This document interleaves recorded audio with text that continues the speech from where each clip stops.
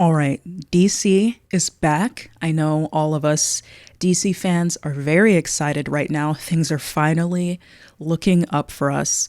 But before we move into this latest era of the DC cinematic universe, I think it's a good idea to look back at the Snyder Cut phenomenon that happened, um, when it happened. Now, Superman has always been the apple of my eye when it comes to superheroes.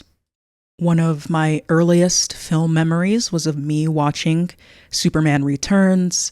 When I was a child, the first Iron Man came out and the first Dark Knight film came out. I preferred the Dark Knight. And among all of the DC films and the Marvel films that came out over the years, I've always been inclined toward DC style narratives and DC style characters. Up until this latest entry by James Gunn, Man of Steel was my favorite Superman film. So, as various types of DC fans awake from their slumber, I thought it'd be a good time to dive into the origins of the Snyder Cut from the perspective of someone who was active in that community until around 2017, who saw the movement grow from nothing into the beast that it became, taking a look at why it started, the dynamics at hand from what I can recall, what it became, and the lessons that film studios and audience members can learn to try and prevent such what I think to be a nasty trend in media engagement online from occurring again. Now, I do this not so much for the Snyder Cut specifically. The Snyder Cut situation, that phenomenon, is interchangeable with any other type of martyr or conspiracy or superstition or dogmatic phenomenon. I do this video simply because I have an interest in understanding the conspiratorial mindset. I have a very strong aversion to fanaticism, to superstitious accusations, and to conspiratorial thinking in general. And I've always wanted to learn, why does this happen? Why did I myself, even being someone who has an aversion to those things, be pulled into it for this Snyder Cut phenomenon? And I want to learn how to counter them. So one way of doing that is to trace through one of the, conspiracies or martyred ideologies that I was a part of and look back on it. And hopefully, by the end of this video, someone with a mind for it, someone with a greater mind than I, who's informed on these things, can ponder upon how to prevent this sort of toxic, never-ending wave that we've been seeing in the film audiences, in the video game audiences. Try to prevent that from happening and continuing on in the future. We all just want to like movies. We don't want to get on social media and have to literally battle a civil war going on in our own communities for every single IP. So as we look through this situation, we're going to trace through the things leading up to Justice League, and then we're going to hit the actual Release the Snyder Cut phenomenon. But for this, the more important thing that serves my goal for making this video is the lead up into Release the Snyder Cut, and not necessarily the actual, climax of the movement, which was the release of Zack Snyder's Justice League. So let's start with Marvel. Marvel had a head start in the cinematic universe game. I remember I was a little kid, Iron Man and Dark Knight came out, but Dark Knight wasn't a cinematic universe. Marvel was a cinematic universe, and their construction of it was beginning to pay dividends by 2012.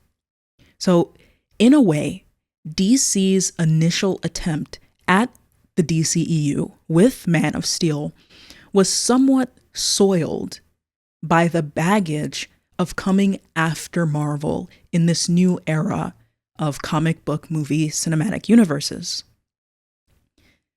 DC and Marvel have a long history together. DC was founded in 1935 under a different name, and Marvel was founded in 1939 under a different name.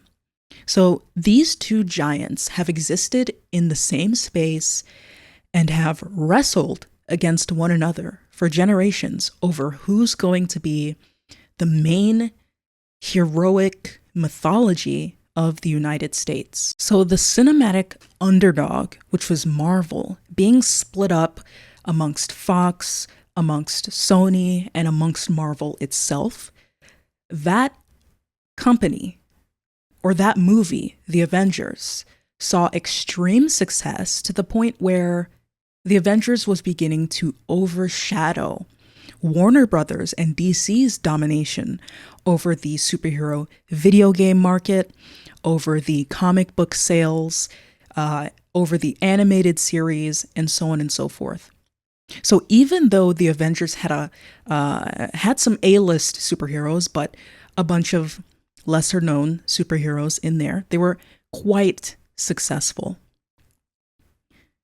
So in the MCU's infancy, when it was not yet fully stabilized, not yet fully immersed in our culture, there was a vibe amongst DC fans that this was just a form of, they were the first. They're popular because they're the first. But we have Superman. We have Batman. We have Wonder Woman. We have the Justice League. Once we get started, everyone will fall before the DCEU. That was the vibe.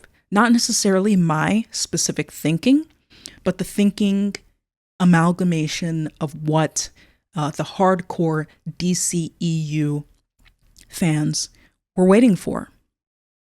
So in the meantime, while we waited for Man of Steel to release, all of these three quadrants still belonged to DC: comic book sales, video game sales, and cinematic critical reception. Christopher Nolan did great work with his Batman films to get positive critical reception. So again, the perception amongst DCEU fans was that we have the characters, we have the stories, and we're mature, we're complex. We're not movies for, little children. We're movies for the more adult among us who like superhero films, and we receive positive critical reception. Now, this is an inferiority complex case in point. The DCEU fans had something to prove right from its genesis, because, as I said earlier, the initial attempt at the DCEU with Man of Steel was already soiled by comparisons to Marvel before it even began. So the DCEU supporters came into this whole ecosystem with something to prove. They wanted to first prove that they don't have to be like Marvel. Marvel saw success, but DC is so special and the characters are so special and known by everyone that DC doesn't have to be like them. They don't have to follow the same formula, and they can just do what they want, right? Because DC is DC. So after the continual success of Marvel, this inferiority complex had begun to develop. A lot of DCEU fans today, they might come into the comments and say that there never was an inferiority complex, but there was. I was there. I was literally one of them, okay? The vibe was this: Marvel gives the audience fan service and surface level popcorn movies. Marvel makes movies by committee. Marvel makes movies on a formula. Marvel movies were the comic book movie version of processed food or whatever. Whereas DC gave fine dining. It gave the audience a deep psychological and political study of its characters. It wasn't afraid to touch on more darker storylines. It wasn't afraid to treat its superheroes like mere people with all of the issues and things that come with mere people. And that the DCEU was going to prove it, that comic book movies didn't have to be quote unquote fun. Marvel was quote unquote fun, whereas DC was quote unquote critically acclaimed. That was the mentality going on at this time.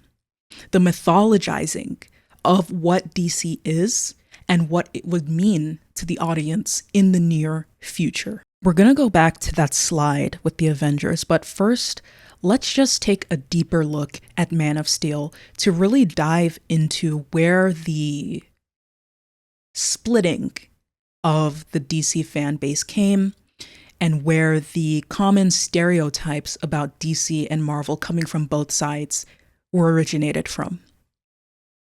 So, Man of Steel was released in the summer of 2013, and I remember it like it was yesterday. I had a sibling of mine take me to the theater, and I was completely in awe, both visually and narratively and auditorially. I was completely inspired. I created a Twitter and a Reddit account specifically to talk more about this movie with other people. I learned how to use Photoshop to make fake movie posters because I saw people like Boss Logic who were getting views on their version of fake movie posters. And I said, hey, I like the DCU. I want to make fake movie posters of potential future movies as well. So when the movie came out on Blu-ray, I immediately learned how to use Adobe Premiere Pro and After Effects also, so that I could make edits. Now, back in the day, we didn't call them edits. We called them AMVs, which I think stands for anime music video. People used to edit like Naruto and stuff to music, and then it graduated into movies and TV shows and so forth. And now we have today the entire edit, culture that TikTok has created. But back then we called them AMVs, and I was making them for Man of Steel, editing footage to songs, scoring the entire footage of Man of Steel to find clips and things that would work together, and so on and so forth. My love for this film was so deep that it turned me into a creator myself, and much of my, graphic design abilities, even though I'm not a graphic designer, much of my visual tastes, my soundtrack tastes, and so on and so forth are directly traced to Man of Steel and the way that it made me feel. And lastly, I want to mention that I watched this film like 5 times. And that's unique for me because I usually only experience things one time by choice. I don't like to rewatch movies. I don't like to rewatch TV shows. I don't like to replay games or reread books. I experience it once, and I experience it slowly and deeply, and then that's it. But with this film, I intentionally went to the movie theater a second time, and then when it came out on Blu-ray, I watched it 3 more times, not including all of the times I spent, scrubbing the footage in Adobe software, trying to make edits. So I knew this film very well. And even to this day, I still listen to the soundtrack. I still think it has some of the best movie trailers for a superhero film. And the film, to me, still looks beautiful, even though it's over 10 years old. It doesn't look that dated.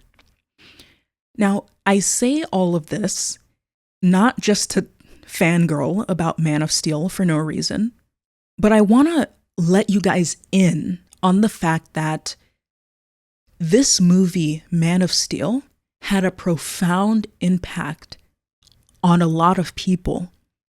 I know the discourse and discussion around this film makes it seem like everyone hated it, but there was a small but mighty group of us whom, for whatever reason, Zack Snyder's style of visual storytelling, with his muted and moody and emo take on Superman, that just spoke to us for whatever reason. And we loved the movie very, very much.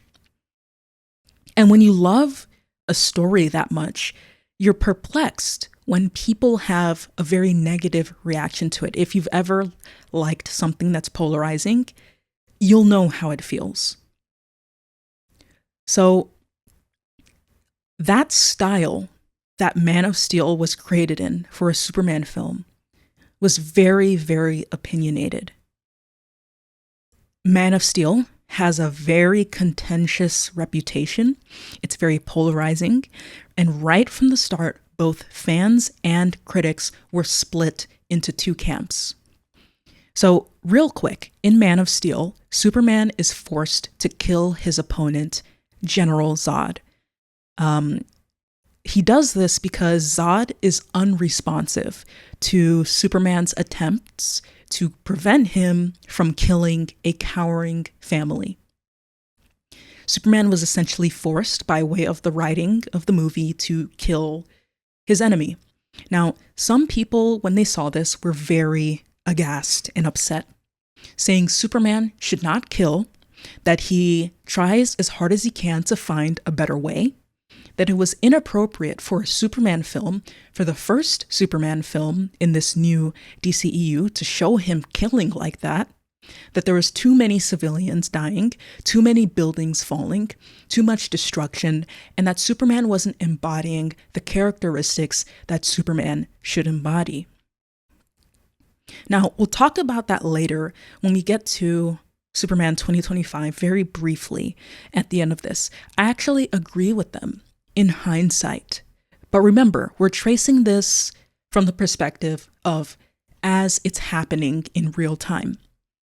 At this time, it'd been a while since a Superman film had come out. The DC comics were going through, I think, the New 52 at the time, which was a reboot of many characters, a rewriting and a retelling of many characters for the new generation. And a lot of daring things were being done with the characters.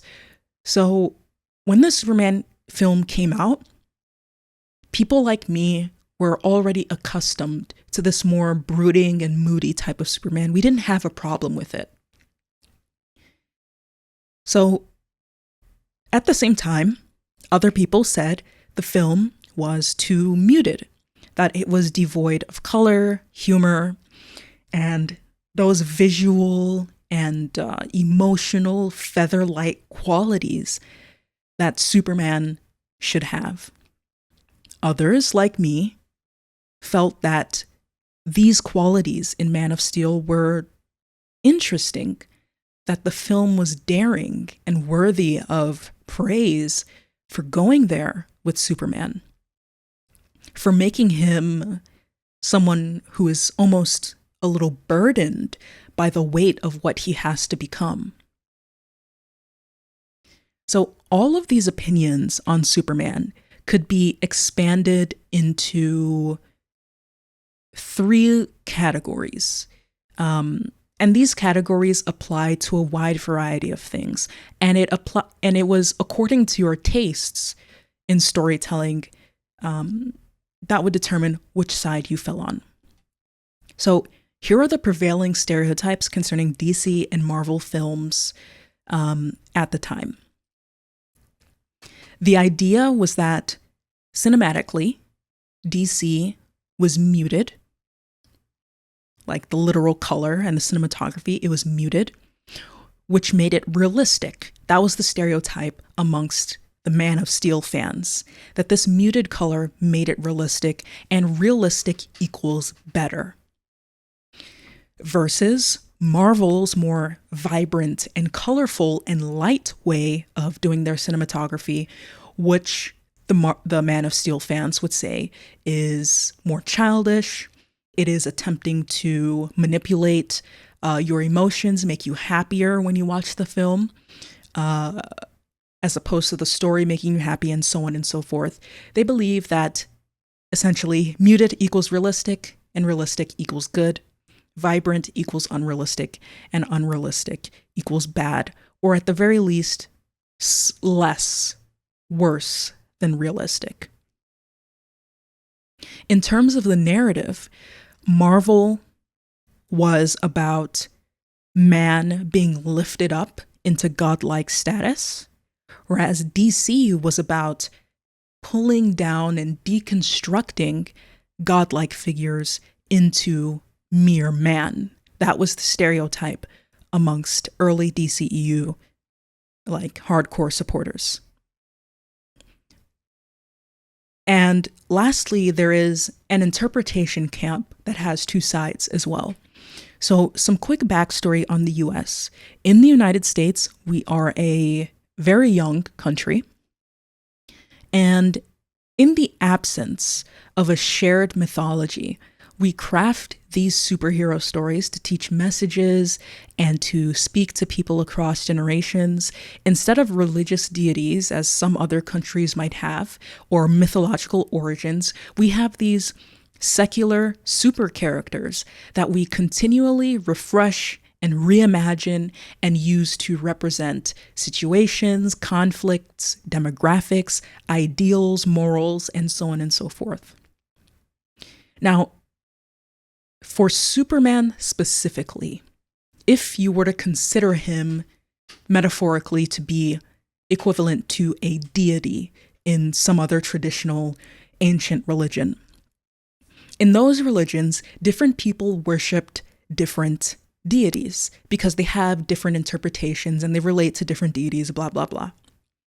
For Superman, there are kind of two camps at the time that Man of Steel came out amongst the film watchers. One was that Superman was a weightlifter, which is sort of what we see in the newest Superman 2025. And there's another camp that believes that Superman is a weight bearer, which is the hardcore Man of Steel fans. They felt more attuned to Superman, the weight bearer, as opposed to Superman, the weightlifter. And I think this has to do somewhat with your way of viewing the world. And for those of us who felt moved by Man of Steel, Zack Snyder very quickly became a symbol of someone who is willing to bring the weakness of mankind into comic book movies and into Superman, who's supposed to be the strongest, right? Now, remember, as I'm going along, these are the events from the perspective of the Release the Snyder cutters, or the people who would become the Release the Snyder cutters, trying to remember how I felt and how I talked and how the people around me in our echo chambers also discussed. So months after Man of Steel was released, we began to see defensive factions on Twitter arise. These little pockets of the internet where Man of Steel was praised as a mature comic book film not meant for children or low IQ or emotionally unintelligent or easily satisfied individuals.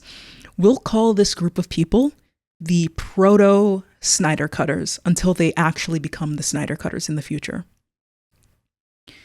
And here is where the inferiority complex that I mentioned earlier comes back into play. It was 2013. Avengers had come out a year earlier, and they successfully implemented their phase formula, and they were going to do it again. Everyone was seeing a slate of films expected to come out over the next couple years at San Diego Comic-Con from Marvel. This was new, it was exciting, everyone was in a craze for Marvel. Characters like Loki, Thor, and Iron Man had caught the eye of a bunch of teenage girls. Fan fiction was flowing like a stream. This is a signal that the female market was also captured. So Marvel was just grabbing every section, every demographical section of the American film audience with this new and exciting MCU universe. It seemed from an outside perspective, that Marvel was the fun party, and with Man of Steel, the DCEU was the drab and bitter and defensive party. So we DCEU fans were kind of on the back foot from that point forward and forever onward, basically. There were accusations coming in from Marvel fans that we were stuck up, that we were a non-diverse collection of emo comic book bros, that our films were boring, and that Warner Brothers did not know how to catch up to Marvel at all, and that the DCEU would forever be, little broed by Marvel. Man of Steel was polarizing. Batman v Superman was just not received well either. It got memed on a bunch. All of the same criticisms that came in for Man of Steel typically came in for Batman v Superman also. There was a heated debate over the decision to introduce the Trinity so soon in the second film in the DCEU versus Marvel's more slow-paced, slow burn approach to making solo films one by one until it culminated in the Avengers film. The CW DC TV shows were also falling off. In typical CW fashion, the DC shows start off very good, and then after like 2 seasons, the writing just tanks. So the common statement at this time from the proto-Snyder cutters was that DC did not have to follow the Marvel structure or formula. We were on the back foot, and we're constantly, ever since Man of Steel, trying to prove that we didn't have to do it like Marvel to be successful, to gain the love of the general audience. There was a prevailing narrative that Marvel directors were shackled, that they were shackled by the desires of Marvel executives and the plans that executives have put in place, and that DC was a place where directors had large amounts of creative control, that DC was more prestigious than Marvel, and that we really, really did not like the stereotype that we were stuck up, non-diverse, and a collection of emo comic book bros. And then came Wonder Woman. There were no female-led superhero films by Marvel by the time Wonder Woman was released in 2017, despite Marvel having a head start. There was a belief at the time amongst Marvel executives that female superhero films simply could not sell. And this was a particular frustration among myself, as I was a little bit frustrated with the handling of Black Widow. I wanted her to have her own movie much sooner. And by my subjective standard, I just simply didn't like the way that a lot of female characters in the Marvel movies were written. So the Wonder Woman film came with good timing for us. Characters like Wonder Woman, Harley Quinn, Batgirl, and Catwoman, they have a small but cult-like fan base within DC that is full of both men and women.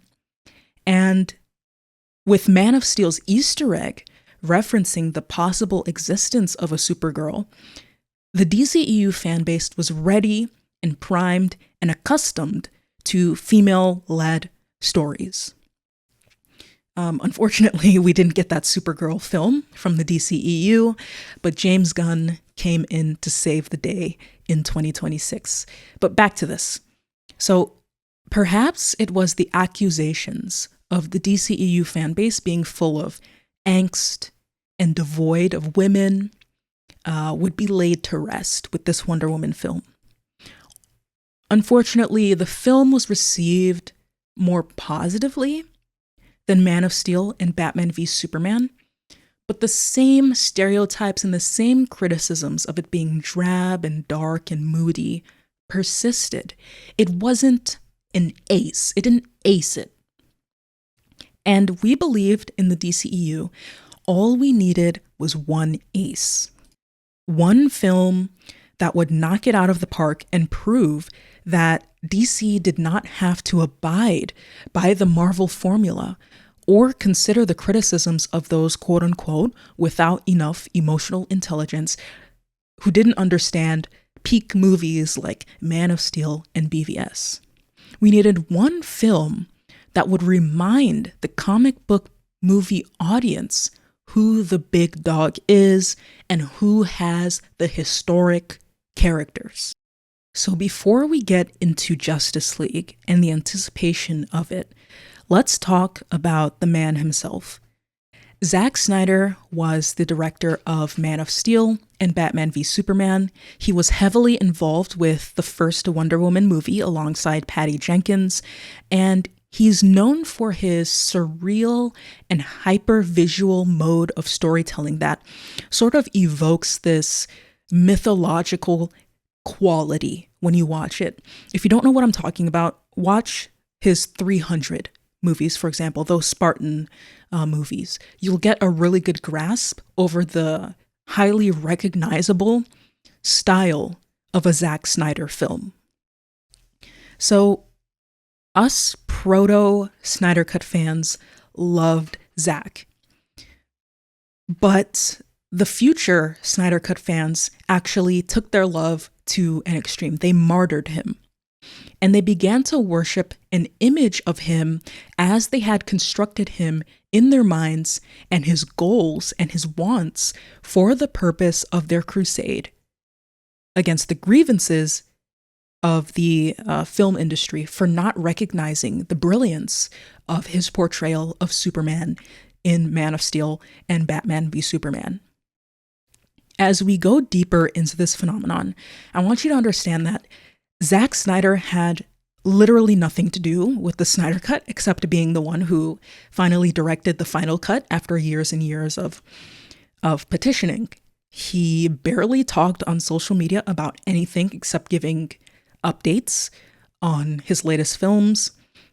The Snyder Cut phenomenon was a completely homegrown, fan-grown phenomena.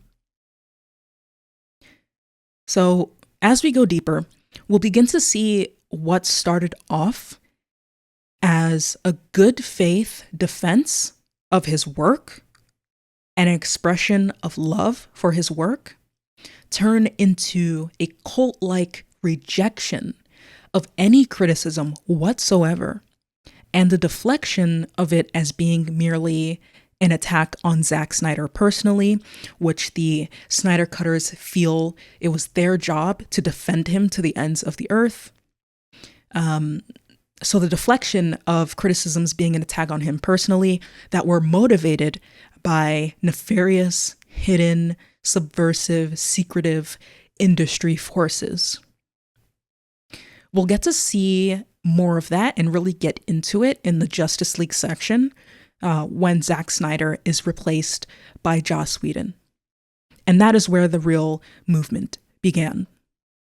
So the Justice League section of this video is coming right up, but we do need to take a detour to the Suicide Squad.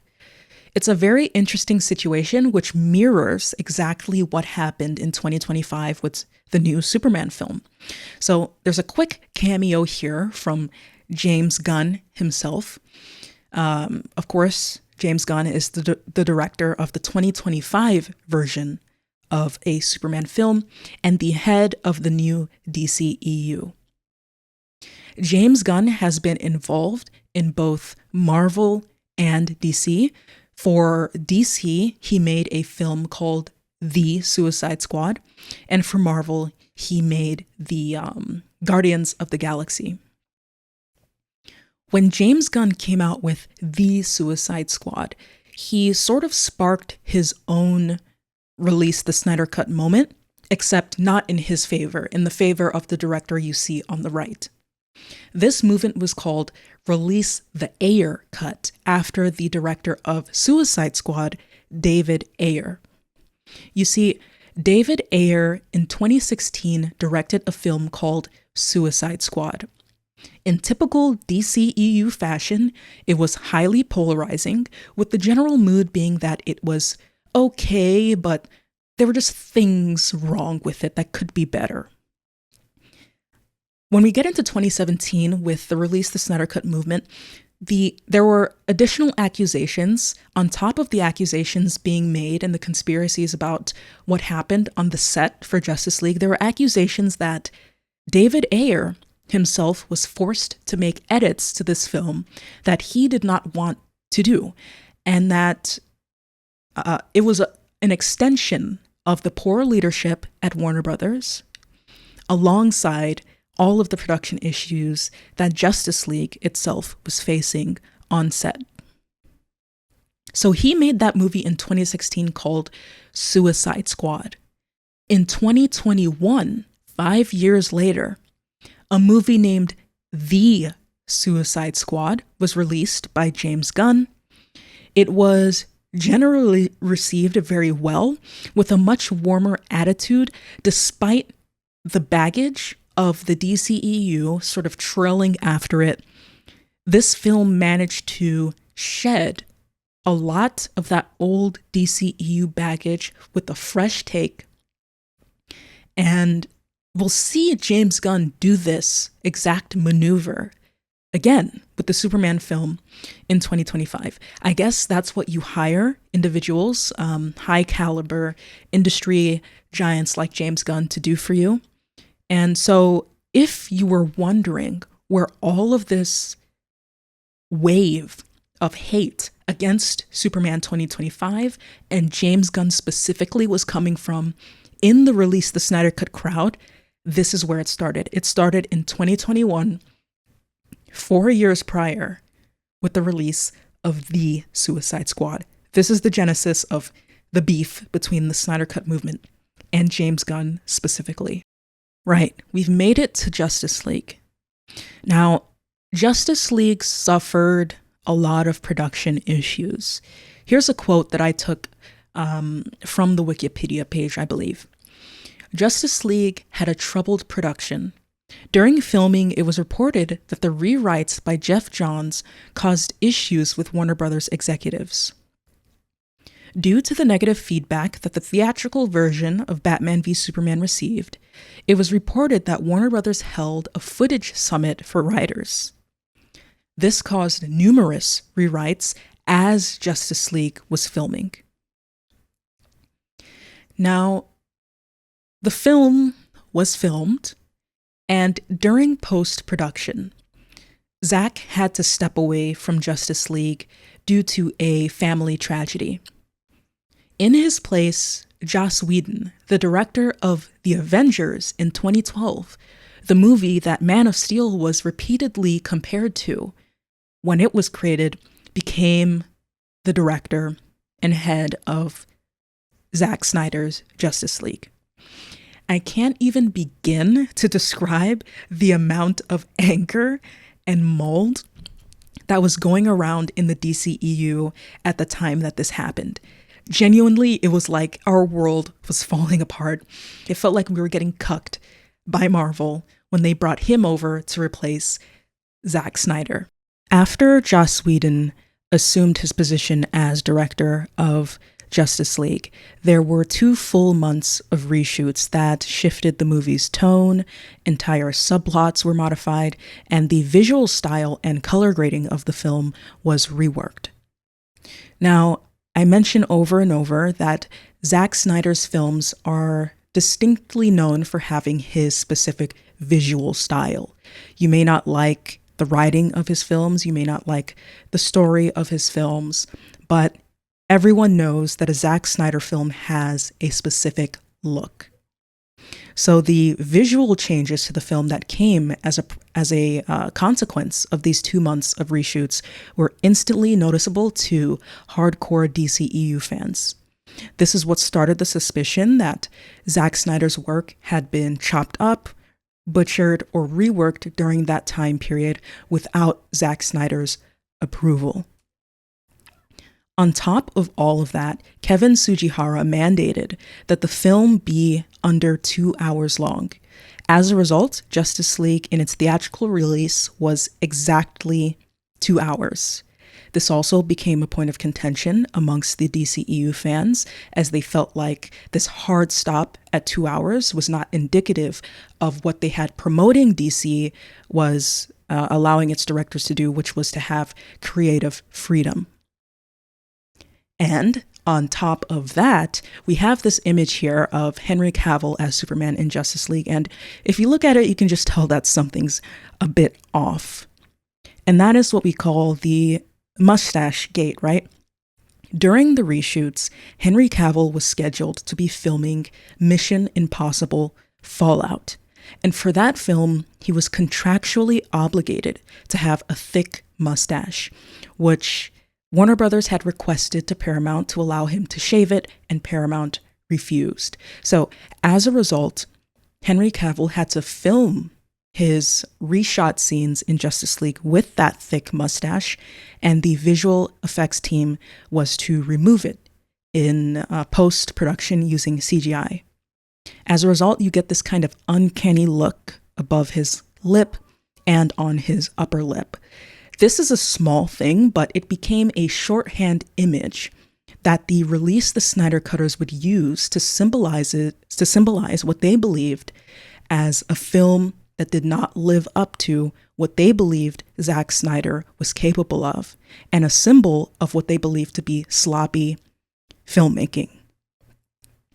With that, the film ended up increasing to about $300 million in its budget, even though the end result felt unfinished to pretty much everyone who watched the film. And lastly, there were claims of abuse by core cast members at the hands of Whedon. Ray Fisher himself, who is the man that you see here in the image playing Cyborg, he actually claimed that Joss Whedon, his treatment of the film cast and the crew was, quote, gross, abusive, unprofessional, and completely unacceptable. And because of all this, there was a great sense of frustration amongst the early Release the Snydercut fans that why was Zack Snyder being made fun of, his films being insulted, and his character being put into question because of it, while Joss Whedon was having these complaints come in from the cast and the crew, and the end result of the film was generally unliked by everyone. Why was Joss Whedon escaping unscathed, while Zack Snyder, who typically doesn't have any complaints from his cast and crew, being lambasted and painted as a figure with negative aura attached to him? So from this point forward, superstition began to take root within that section of the DCEU fan base, which is just about to become the Release the Snydercut community. So to recap the political state of the community at this time, Justice League, as Zack Snyder had directed it, became a symbol of artistic individuality and creative control, of building something up individually, only to have it be torn down by another or by a committee. By extension, Zack's version of Justice League became an example of someone who didn't compromise or bend to the critics of the crowd, right? All this happened without Zack Snyder really saying this or doing anything to cause this to happen. And the community, the Release the Snydercut community, created enemies, both real and imagined, who were involved in the replacement of Zack Snyder as the director and the hiring of Joss Whedon to lead the film, which they viewed as a direct attack on DC, a direct attack on creative control and artistic freedom, which they claimed to be fighting for with all of this hullabaloo that we have seen since Man of Steel. So this is where the superstition really begins to take root. By the time Justice League is actually released, on day one, there was an instantaneous sense amongst DCEU fans that this was completely different than what Zack Snyder had created. Even though none of us had actually seen Zack Snyder's version of Justice League, there is an instantaneous feeling that this was not the movie that Snyder made. This was not a Snyder film. And there were conflicting accounts over how much exactly of Zack's work had been replaced. We have some quotes here from the Wikipedia. Snyder estimates that only a fourth of his material was used in the theatrical version based off of what he had been told of the theatrical cut, as he never watched it. The cinematographer of Justice League estimated that only 10% of the original footage shot by him and Snyder was used in the final cut. So that's the cinematographer himself. And Whedon's rewrites were about 80 pages, further confirming that the theatrical cut was mostly his work. Chris Terrio, who was involved with Batman v Superman, said, Chris Terrio called the theatrical cut an act of vandalism, the theatrical cut of Justice League, and attempted to unsuccessfully get his name removed from the film. So the fan reaction was negative, the critical reaction was negative, and now we're having cast members saying that their treatment after Zack Snyder left was negative, and now we're having crew members, key crew members, also coming in to make their voices known that the film was strongly changed after Zack left. So this is where the Release the Snydercut movement is born. Both fans and critics are finally united on a DCEU film as they've always wanted, except it's not in the way they wanted. So let's pause here for a second and just go again and recap. The DCEU community has been fighting since 2013 for the recognition of the artistic, let's say, uniqueness of Man of Steel. And then we fast forward to 2017 when Justice League comes out, and the director behind that artistic uniqueness is replaced by a director from Marvel. And the film changes so much to the point where the environment on set changes, the output of the film changes, there are issues with production going on and on and on. So in November of 2017, when Justice League is released, within hours, a Change.org petition titled Release the Snydercut hits 100,000 signatures. Most of the people who signed this, like 99.99999% of this, have never even seen any of the alternate footage. There was just this prevailing idea after seeing the film that something better exists somewhere and that it's being hidden from the audience for X, Y, or Z reasons. Now, unknown to the public, Zack Snyder, when he left, kept a 214-minute long work print of the original cut of Justice League with him as a memento, as he probably knew that he was not going to be coming back to work on this film. Warner Brothers security found out about this and they asked for it back. He declined and they relented because they felt that he was in good standing with Warner Brothers and that he would not leak the footage, which he didn't. However, this was something happening in the background, unknown to the Release the Snyder cutters, which would result in the film actually being able to be released in 2020. So, cast and crew, when this Release the Snyder Cut petition started to gain traction, added to it. They amplified it. Ben Affleck, Batman, Gal Gadot, Wonder Woman, Jason Momoa, Aquaman, Ray Fisher, Cyborg, the cinematographer Fabian Wagner, the storyboard artist Jay Olivia, and Kevin Smith all publicly made statements in support of Release the Snyder Cut. Some may have done it jokingly, some may have done it just to show support because they were involved with DC, and some might have been very serious about actually getting it released. But The short of it is that it wasn't just fans who were in support of this in the beginning. It was the cast and crew members of the original Justice League filming session who added to the initial burst of hype and hope and optimism within the Release the Snydercut movement. So that's 2017. The Release the Snydercut movement continues on for 3 more years. From 2018 to 2019, hashtag Release the Snydercut trended anytime there was any sort of DC milestone. There were DCEU fans who crowdfunded billboards on Times Square. There were banners placed over San Diego Comic-Con. There were LEDs and ribbons purchased for showing at sports matches and so on and so forth. And lastly, $500,000 was fundraised by the Release the Snydercut fandom in that time period for suicide prevention. That was related to some family tragedies that had occurred earlier. So I don't want to make it seem like it was all roses, right?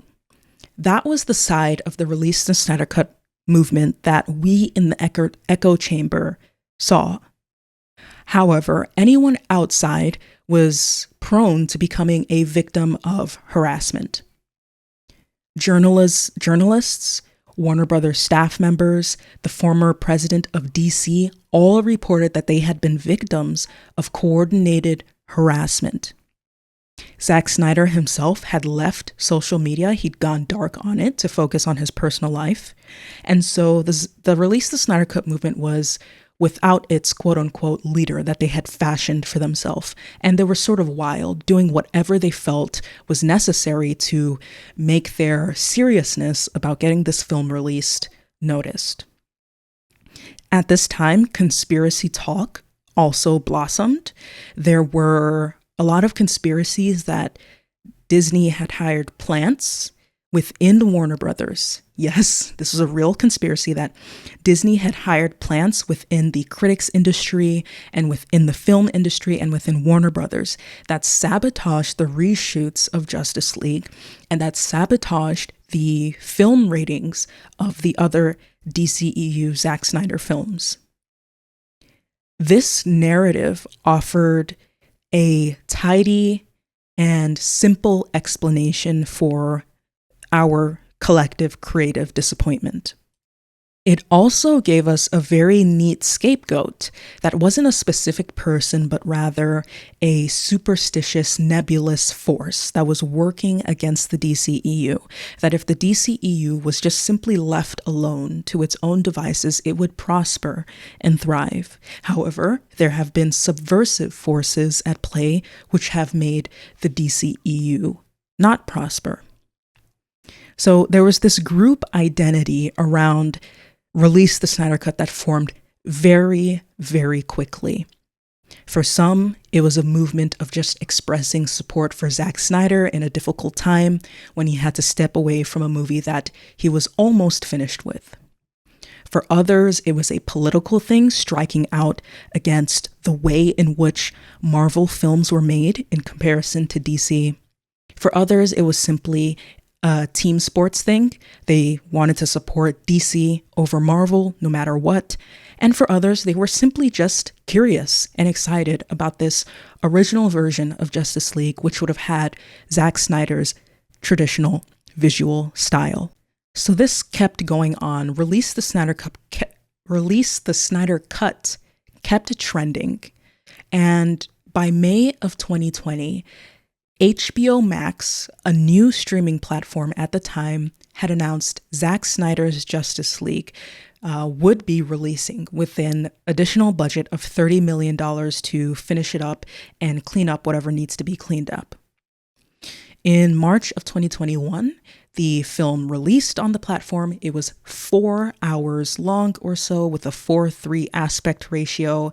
I think I remember some stuff being in black and white. Sorry, I have not taken a look at this movie since it came out. It was simply too long. But I was ecstatic at the time. Restore the Snyderverse started trending very soon after. So you see it changed from Release the Snydercut to Restore the Snyderverse. As these sorts of movements tend to go, they don't ever want to stop when their goal is reached. They want to just keep going. So the Release the Snydercut hashtag turned into hashtag Restore the Snyderverse. So now that Zack Snyder's Justice League had been released, there was now a greater mission to prevent the DCEU from going down whatever path Warner Brothers had wanted to take it with Joss Whedon, which was to make it lighter, more fun, more appealing to the general audience, and so on and so forth.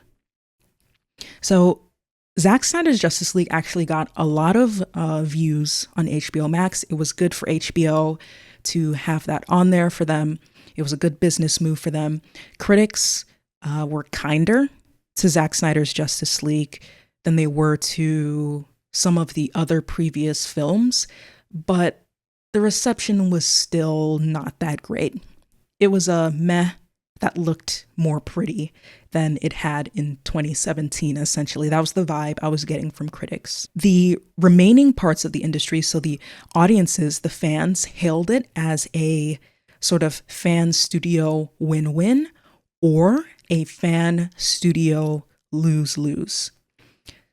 That was because they believe that this sort of campaigning that had gone on for 3 years, that from outside of the echo chamber actually included quite a bit of harassment, had succeeded. And the industry and the audience was afraid of what that might do to the broader film industry if it was allowed to continue happening with every time fans did not like how a superhero film or an action film or a sci-fi film turned out. So post 2021, after the film came out, the Release the Snydercut movement sort of just splintered.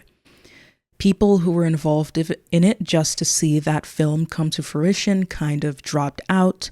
People who wanted to keep it going moved into the Restore the Snydercut hashtag or the Release the Ayer Cut hashtag that I had talked about earlier in the slide on Suicide Squad and The Suicide Squad. Momentum for the Snyderverse began to fade at Warner Brothers internally. There was reshuffling with leadership, and James Gunn came out as an outlier who was set to be the leader of Warner Brothers DC and to perform the continuity reset that we're seeing now with Superman 2025 and Supergirl to come out next year. So enthusiasm for Zack Snyder's vision for the DCEU survived in some small pockets, but it had lost its unifying mission and unifying quest. And so without that tangible goal anymore and more just a more generic and transient goal of not having DC become whatever Warner Brothers wants it to become, energy sort of tilted towards gatekeeping any new projects, treating each fresh creative choice as a way to bring up past grievances. You see this happening still with the latest Superman film that came out. There's always going to be a comment under any YouTube video or any tweet or any social media post saying that Man of Steel was better and that this sucks and that the old DCEU was better. That's the kind of gatekeeping that I'm talking about here. Even so, Zack Snyder has stayed pretty much off social media except for as he did traditionally, giving us updates about his filmmaking or his personal life. He's been living his best life. He's heading out to see Superman. He's probably seen it by now by the time this video came out. He's good with James Gunn. James Gunn consults him on Superman every now and again. So there's no bad blood between them. This is all going on in the fandom space where people manufacture these sorts of conflicts. So that's the end of the Snyder Cut issue. That's where we stand here today. But there's still a little bit more in this video.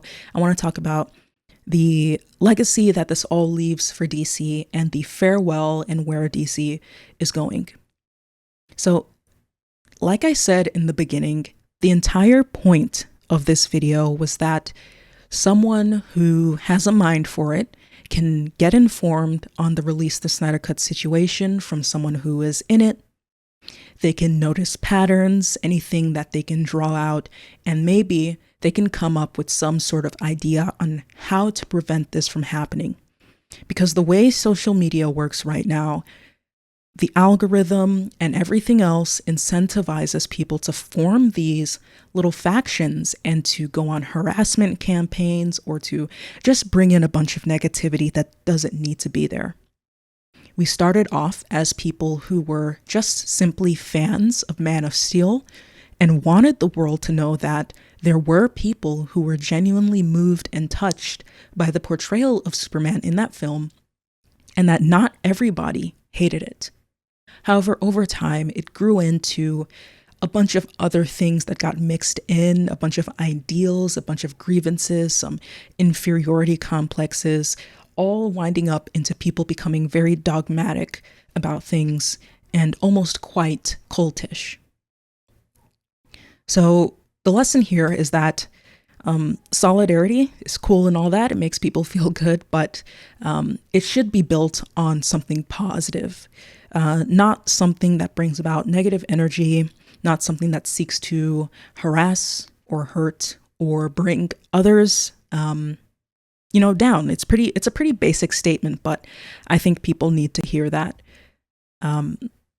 So yeah, if you want to build a movement and you don't want it to slowly turn into maybe something you didn't want it to be, try to make sure and try to enforce and repeatedly refresh and renew the idea that your movement and the thing that ties you together is not hunting villains, it is the celebration of a thing.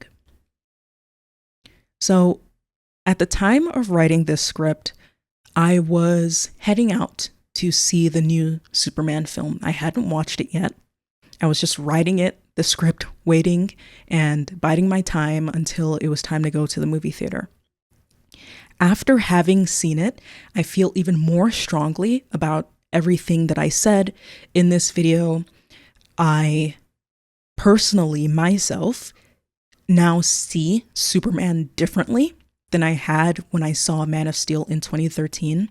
When I saw Man of Steel in 2013, I felt a great sense of artistic awe. But when I saw Superman 2025, I felt a great sense of happiness and hope and satisfaction and pleasure. Those are two similar feelings, but they're powerful feelings and they're similar, but they're different.